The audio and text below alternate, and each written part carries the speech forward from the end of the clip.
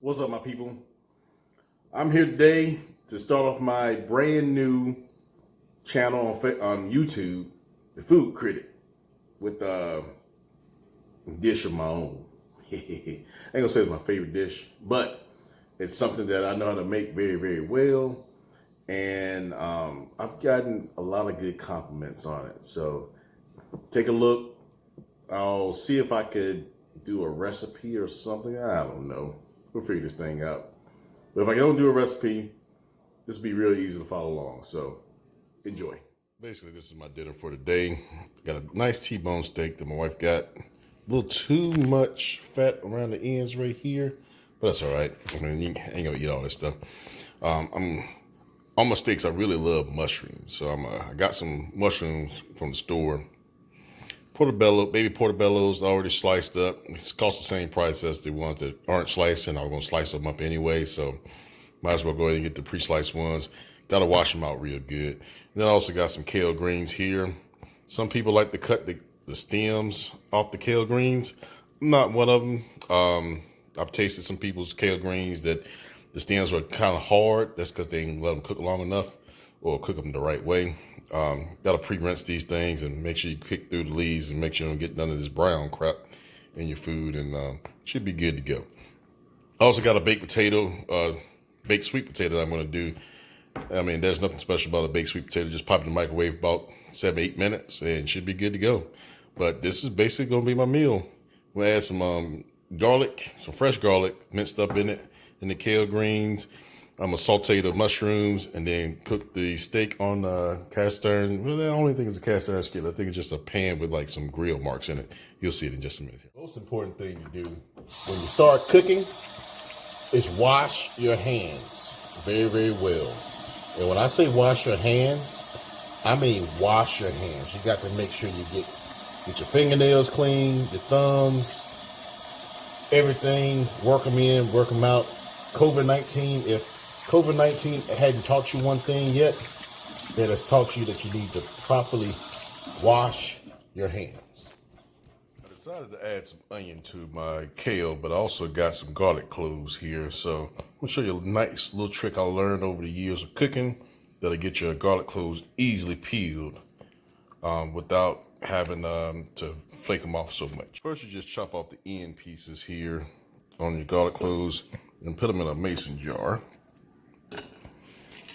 And close the mason jar up.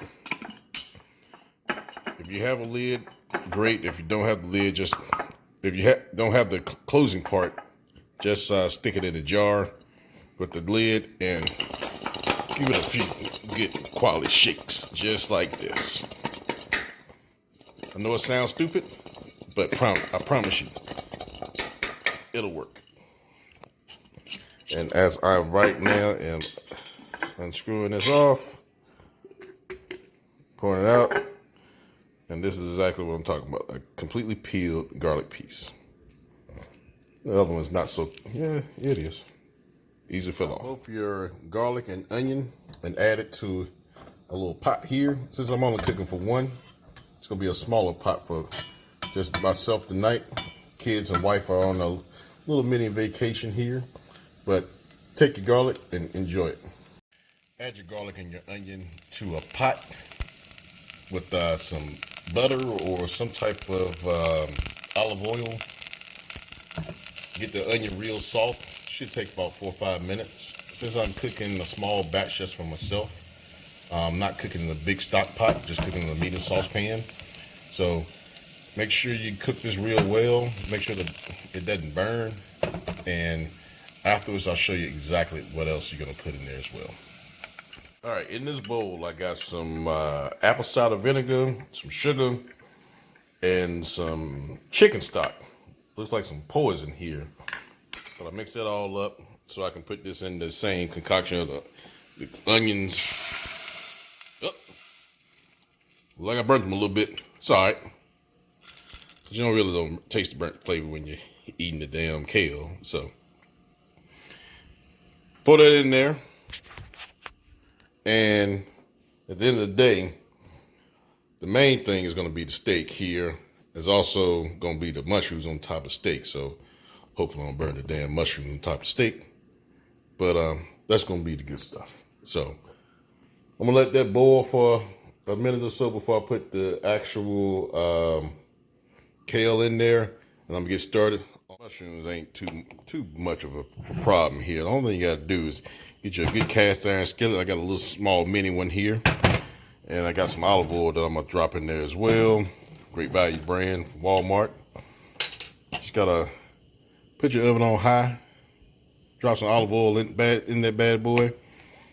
Let it heat up just a tad. Let it pop when it sprinkle up a piece of water or two on it. Want to make sure you get the whole pan greasy here.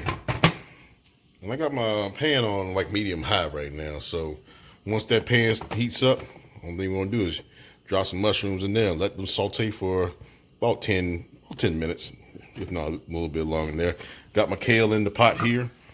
Gotta keep it covered. Stir it every once in a while.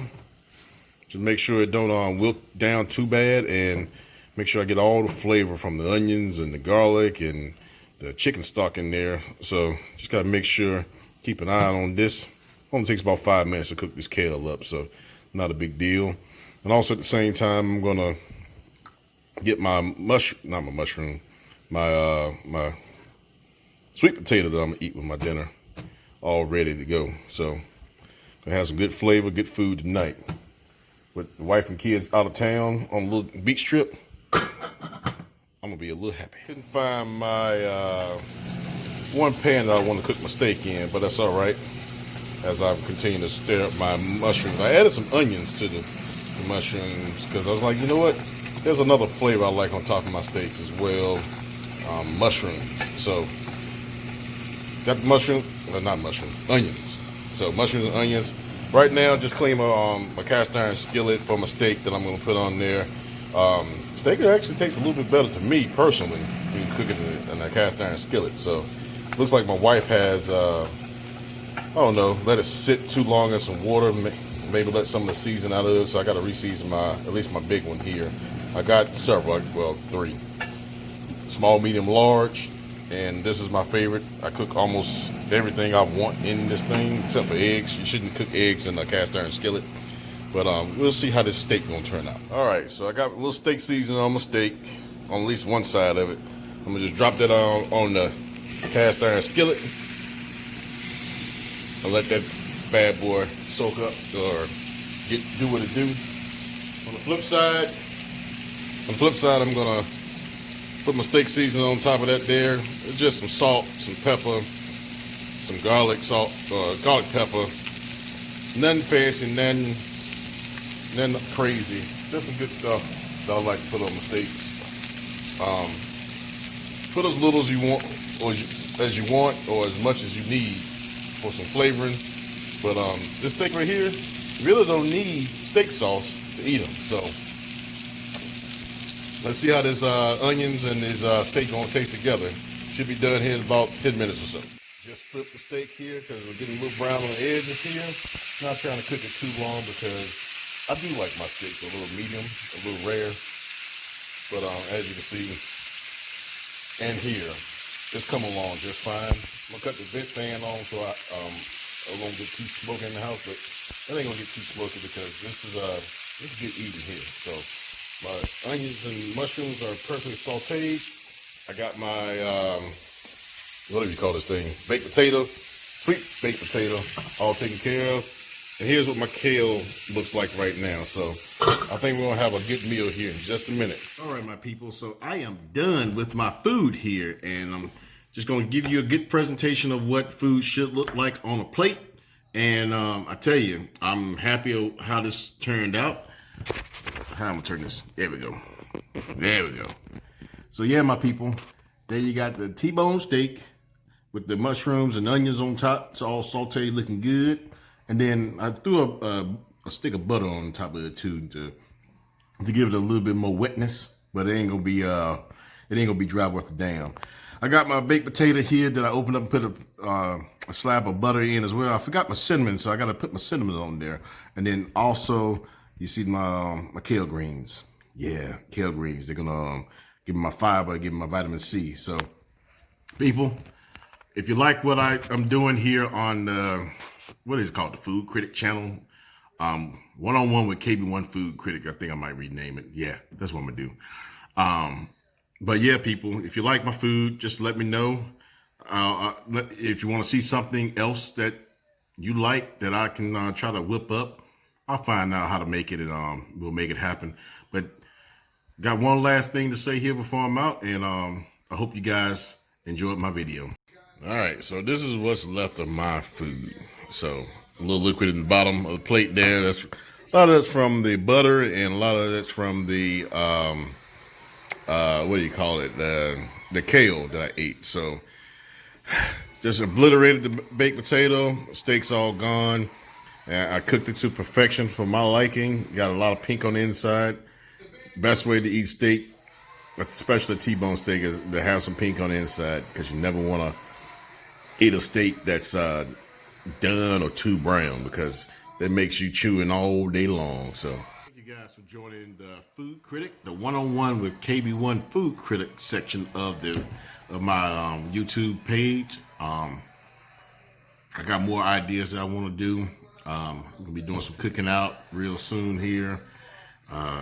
Steak was probably the best thing that I'm going to eat. I want to do a good soup that I'll give you guys a link on the recipe. Soup inspired by Olive Garden's chicken and gnocchi soup. So look for more stuff coming up real soon here, and I'll catch you guys later.